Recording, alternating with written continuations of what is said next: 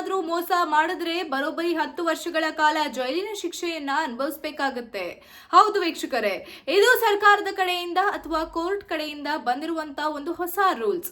So ಹಾಗಿದ್ರೆ ಈ ಒಂದು ಹೊಸ ರೂಲ್ಸ್ ಆದ್ರೂ ಏನು ಅಂದ್ರೆ, ನೀವೇನಾದ್ರೂ ಲಿವಿಂಗ್ ಇನ್ ರಿಲೇಶನ್ಶಿಪ್ ಅಥವಾ ಪ್ರೀತಿ ಪ್ರೇಮ ಅಂತ ಏನಾದ್ರೂ ಮಾಡ್ತಾ ಇದ್ದು ನಿಮ್ಮ ಪಾರ್ಟ್ನರ್, ಅದು ಹುಡುಗಿಯಾದ್ರೂ ಆಗಿರಬಹುದು ಇಲ್ಲ ಅಂದ್ರೆ ಹುಡುಗ ಆದ್ರೂ ಆಗಿರ್ಬೋದು, ಅವ್ರೇನಾದ್ರೂ ನಿಮ್ಗೆ ದೈಹಿಕವಾಗಿ ಮುಂದುವರಿಯಲು ನಾನು ನಿನ್ಗೆ ಮದುವೆ ಆಗೇ ಆಗ್ತೀನಿ ಅಂತ ಒಂದು ಪ್ರಾಮಿಸಿಂಗ್ ಮಾಡಿದ ನಂತರ ದೈಹಿಕ ರಿಲೇಶನ್ಶಿಪ್ ಇಟ್ಕೊಂಡು ಅದಾದ ನಂತರ ನಿಮ್ಗೇನಾದ್ರೂ ಮೋಸ ಮಾಡಿದ್ರೆ ನೀವು ಸೀದಾ ಹೋಗಿ ಪೊಲೀಸ್ ಠಾಣೆಯಲ್ಲಿ ದೂರನ್ನ ದಾಖಲೆ ಮಾಡಬಹುದಾಗುತ್ತೆ.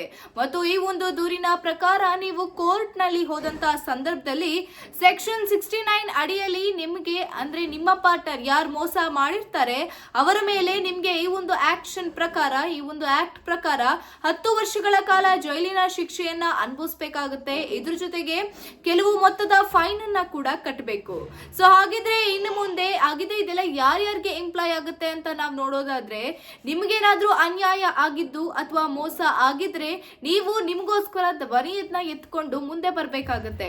ಆ ಒಂದು ಸಂದರ್ಭದಲ್ಲಿ ನಿಮಗೆ ಸರ್ಕಾರದ ಕಡೆಯಿಂದ ಇಲ್ಲ ಅಂದ್ರೆ ಕಾನೂನಿನ ಕಡೆಯಿಂದ ನಿಮ್ಗೆ ನ್ಯಾಯ ಸಿಗೋದು ಖಚಿತ. ಸೊ ಹಾಗಿದ್ರೆ ನಿಮ್ಗೇನಾದ್ರೂ ಮೋಸ ಆಗಿದ್ರೆ ಈ ರೀತಿಯಾಗಿ ಮಾಡಬಹುದಾಗುತ್ತೆ. ಈ ಒಂದು ನಿರ್ಧಾರ ಅಥವಾ ಈ ಒಂದು ಹೊಸ ರೂಲ್ ನಿಮ್ಗೆ ಸರಿ ಅನ್ಸುತ್ತಾ ಅನ್ನೋದನ್ನ ಕಮೆಂಟ್ ಮಾಡಿ ತಿಳಿಸಿ. ಮತ್ತು ಈ ವಿಚಾರ ನಿಮ್ಮ ಫ್ರೆಂಡ್ಸ್ ಅಂಡ್ ಫ್ಯಾಮಿಲಿಗೂ ಕೂಡ ಶೇರ್ ಮಾಡಿ.